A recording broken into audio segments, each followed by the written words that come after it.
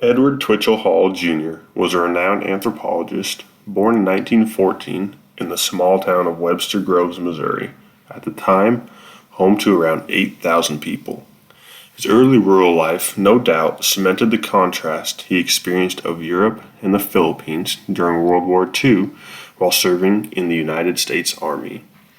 This contrast of how civilizations use space and the effects it has on people became the basis of the research he would eventually dedicate his life to, eventually earning him the title one of the founding fathers of intercultural communication. From 1933 through 1937, Hall lived with some of the indigenous tribes of Native Americans in the northern part of Arizona and New Mexico. The time spent with these nations within a nation gave further insight into how our culture affects our communication. After earning his doctorate from Columbia University in 1942, Hall continued building upon his theories by devoting a lot of his time experiencing cultures throughout Europe, the Middle East, and Asia.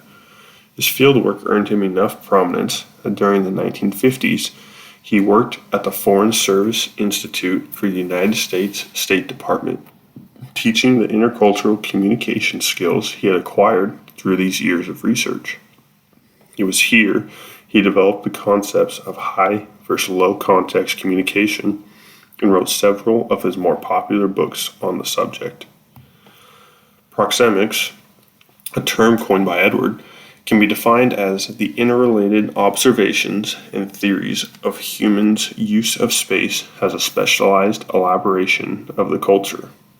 Simply put, proxemics is the study of how people use the space around them and how the population density of a people affects behavior, communication, and social interactions.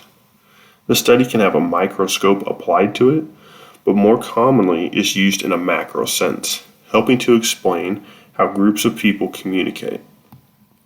However, it can go as far as to help explain how individuals tend to organize the spaces in their homes and buildings based on the organization and spacing of their environments. Some of the highlights of Hall's work include high versus low context communication, spatial orientation, and monochrome versus polychrome concepts of time.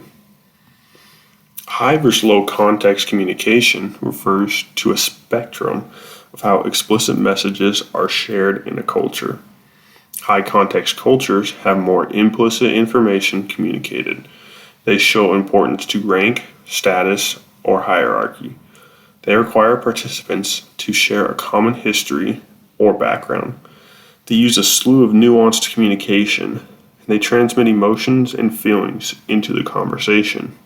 For these reasons, these conversations can be difficult to enter into halfway through. This type of communication is more common among Latin and Asian cultures, as well as with women in general. Low context cultures are the opposite, meaning they explicitly share information, leaving less to sort out through context.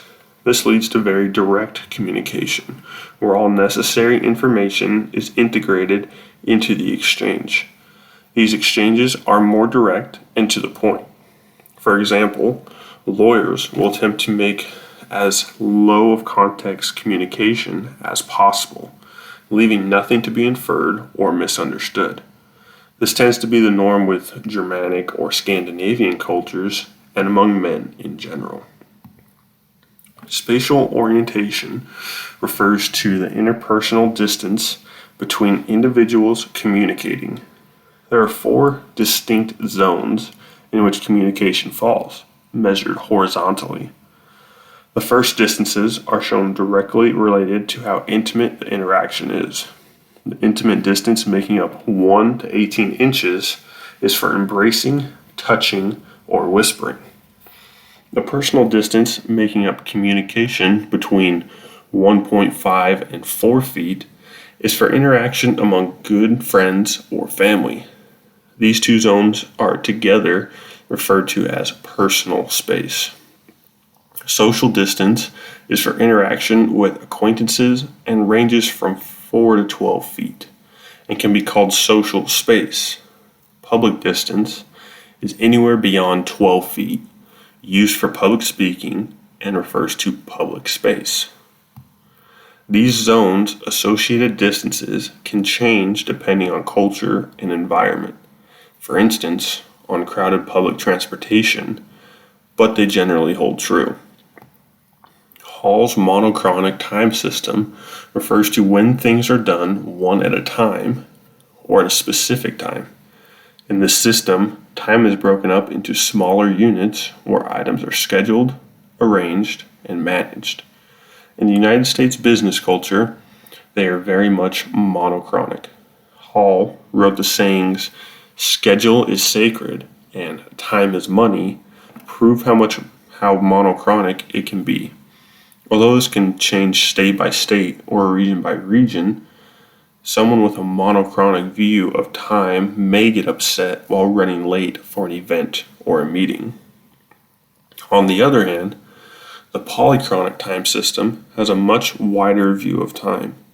Doing things by the seasons or in natural rhythms is something often associated with this system. Latin American, African, Arabian, South Asian, and Native American cultures all view time similar to this. They are more focused on tradition and relationships rather than tasks. As an example, think of the difference between a fast food worker during rush hour compared to a waitress at a rural diner. These, along with other points, are what makes Hall's work so important. The major influence of Hall came because of how diversified he was in his approach to proxemics. Many anthropologists, especially at that time, took the route of comparing two cultures together. Hall, on the other hand, chose to address his ideas in their entirety. This is much of the reason the State Department hired him in the 50s. Perhaps even more important than all of that is what his research did for future generations. His work was so broad, there is more work to do and research to be performed for years to come, both in support of his hypotheses and also in adjacent areas of interest. The work Hall performed helped pave the way for multinational companies to bridge the culture gaps that come with how different cultures use the space around themselves.